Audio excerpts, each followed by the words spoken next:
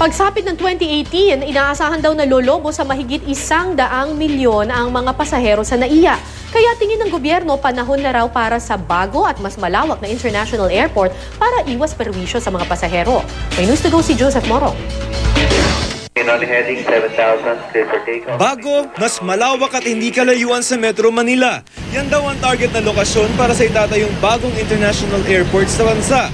Swak sa nabanggit na criteria ang Sangley Point sa Cavite. At ang gitnang isla sa Laguna de Bay batay sa pag-aaral ng Japan International Cooperation Agency o JICA. May 20 hanggang 30 minutong layo ang mga ito sa Metro Manila at maaaring tayuan ang paliparang higit sa kapasidad ngayon ng Ninoy Aquino International Airport na kaya lamang mag-accommodate ng 32 milyong pasahero taon-taon. Kaya sa tingin ng gobyerno, panahon na para sa bagong international airport na may lawak na hindi bababa sa 1,000 hectares.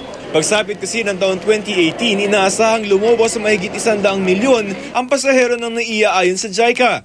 Nangangamba tuloy ang Department of Transportation and Communication dahil kung hindi raw ito mapaghandaan, maaari itong magdulot ng inconvenience sa mga pasahero at magiging malimit ng aberya sa paliparan.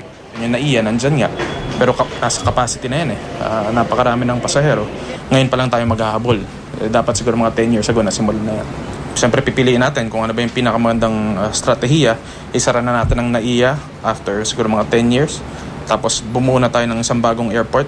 Wala raw magiging problema sa pagpondo sa proyekto. Bukas naman daw ang ahensya sa private-public partnership para maituloy ang pagtatayo sa bagong paliparan. Para naman sa isang geologist, dapat din tignan ang kaligtasan ng mga nakatira malapit sa tatayo ang airport bago aprubahan ang proyekto. Hindi siya kasing simple na kukuha tayo ng lupa at itatambak sa dagat o kaya sa lawa dahil meron siyang mga environmental impacts na nakaambang.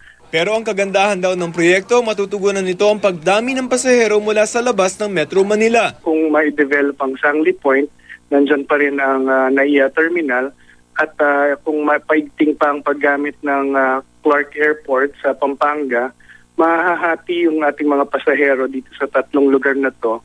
In effect, yung decongestion ng mga airports natin ay masusolusyonan. Tiniyak naman ng Civil Aviation Authority of the Philippines na makabubuti ang bagong airport project sa ekonomiya ng bansa. Lalo ba't makatutulong din itong maibsan ang problema sa trapiko sa Metro Manila.